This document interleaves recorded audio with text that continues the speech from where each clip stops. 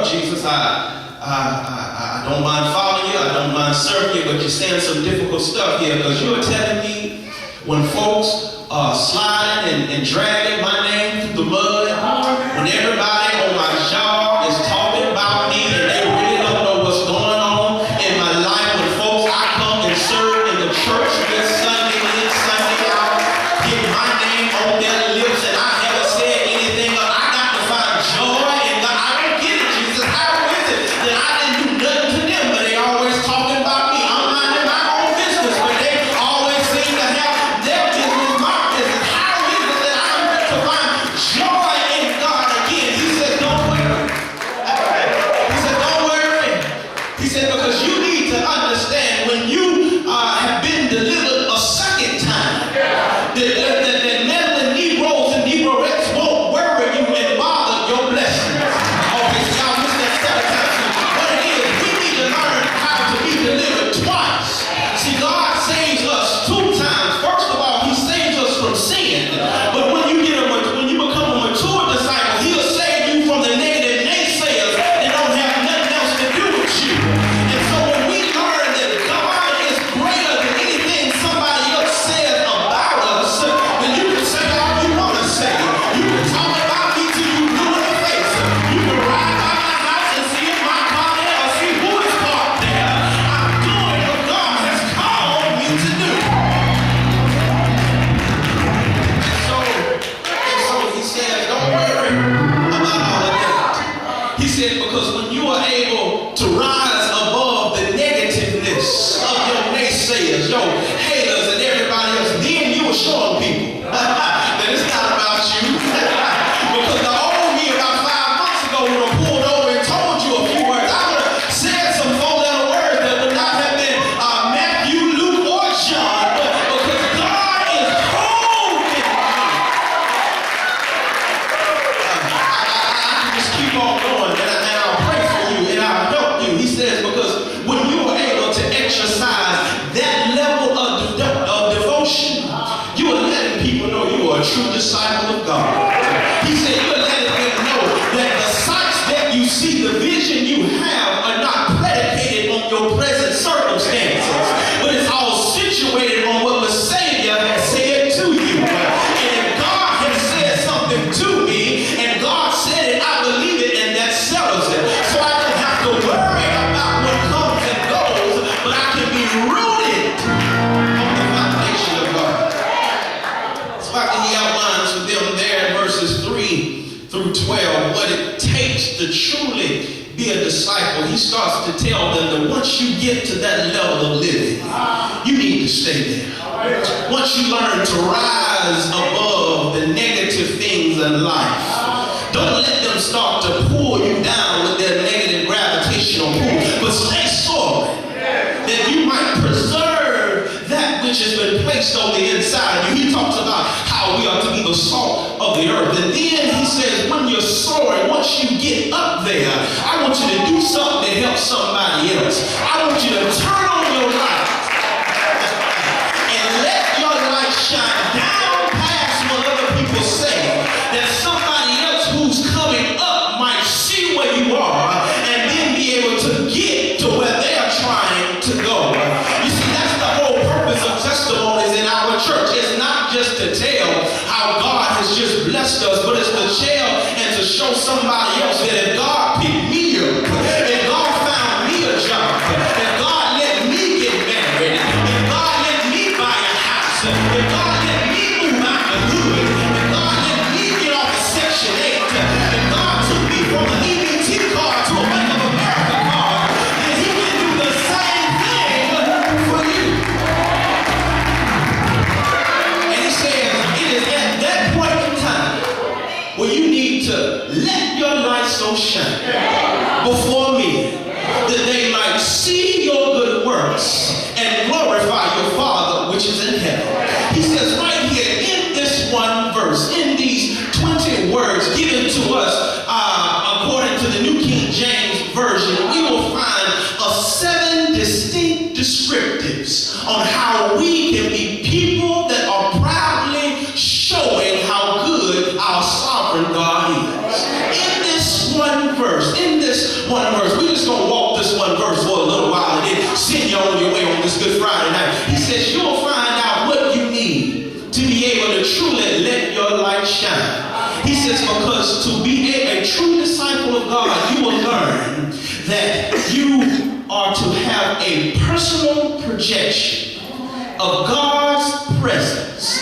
that will be a kingdom presentation of the almighty progress of God, that others might praise God's power. He says right here, we're going to go back, we're going to get him a couple times. He says, number one, it's a personal. He says, let your, that's personal.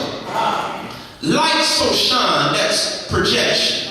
Before men, that's presence. That they might see, that's presentation.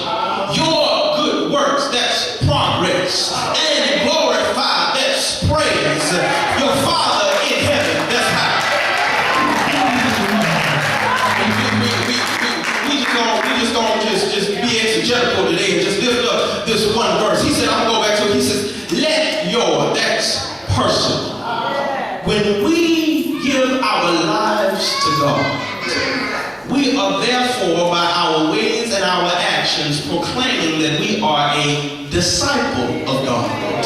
And in essence, a disciple from its etymological word that it is derived is a disciplined person.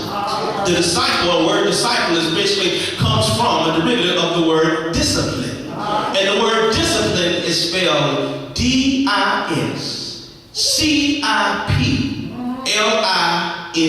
Discipline. It's a simple 10-letter word that uses 7 letters of the alphabet because the word I is used 3 times and it's 3 syllables in its pronunciation. Discipline.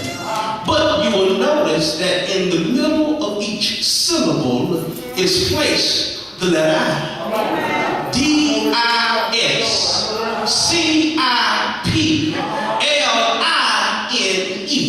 And so in other words, what God is saying, if you are going to be a disciple, before you get in the midst of somebody else's, you got to make sure that the I of yourself is right in the first place. You can run by this way. Before I get in the middle of your mess, I need to make sure that my stuff is straight. Before I start talking about how your kids are jacked up, I need to make sure that mine are where they're supposed to be. Before I start talking about your husband, I need to make sure that my wife at home that only got my number in her cell phone.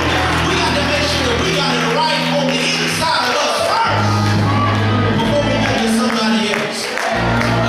Pastor Doug, I can't remember who it was, but old gospel group said, sweep around your own front door. Y'all know where I'm going. Before you start calling your big old room and start to sweep around, find to be perfect, you got to understand it's a personal thing. You can't determine somebody else's salvation.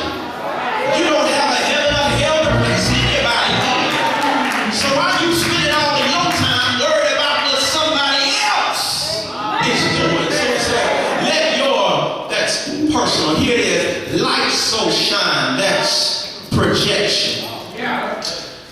What we are to do is to show unto others that which the goodness of God has gifted us on the inside. We are to be a projector for God. When you find a projector, you know what a projector is. A projector is something that shines a picture onto someone else.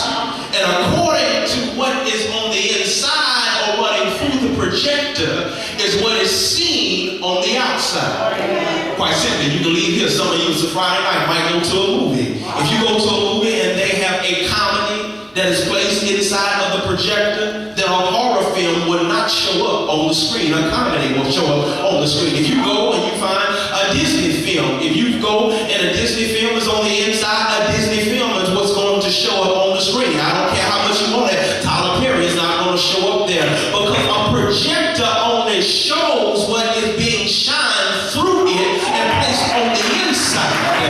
So in other words, in order for you to find out if someone truly has God on the inside of them, just watch what they are showing through their life's actions, and you will truly see it.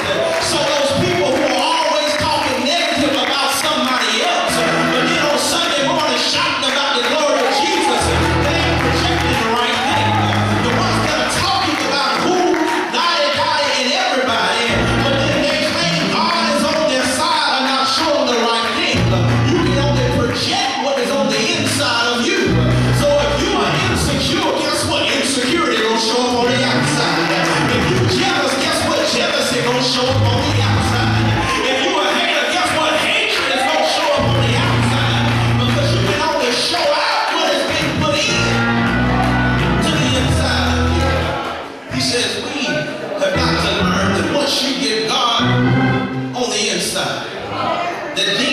could show it to somebody else on the outside. That's personal light so shine. That's projection, right? Watch this. Before men, that's presence.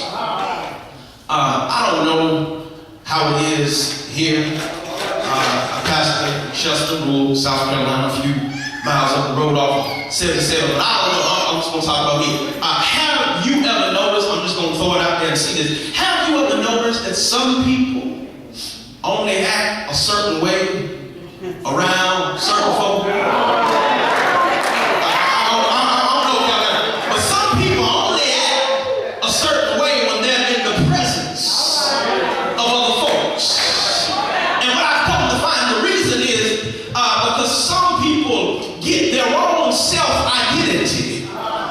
In accordance to who they hang around. So when they're in this circle, they're Mr. Big Shot. But when they get around somebody else who really is a big shot, they hush mouth and you can't get a peep out of it. But what God is saying, you got to learn to not sway to and fro and be lukewarm, as he talks about in the book of Revelation. But if you're going to be hot, you need to be hot all the time. If you're going to be cold all the time. Stop flip-flopping upon the aisle. When you see the pastor, you praise the Lord. As soon as you get out there, you saying all kind of words and all kind of things. Be who you gonna be around that. So shine before men. Let everybody see that no matter what day of the week it is, they say, I know they gonna call a ball, and a strike. I don't have to worry about them saying something here and them when they get out of my sight saying something else. He said, but once you have God on the inside, no matter what circle you are in, you will learn to be a thermostat and not a thermometer. Watch this. He said, because if you are a thermostat, you are able to change the condition of the climate you are placed in. He said, but when you are a thermometer, all you do is give a reading of how hot it is in a certain place. He said, but when you got God on the inside, when you get in the presence of men, you will be able to walk in there and change the atmosphere based on the anointing on the inside. You don't have to settle if it's hell hot inside here, because if you know you got the coolness of God's joy running through you like a river, once you step in the room, the atmosphere has to change. See, if I have a thermometer placed in here, all it's going to do is tell you how hot or how cold. But since you got a thermostat on the wall, when it gets too hot, I can walk over there and hit a couple buttons and cool it down. And Jesus said we got to learn to be thermostats for God, that we might glorify the Father. I gotta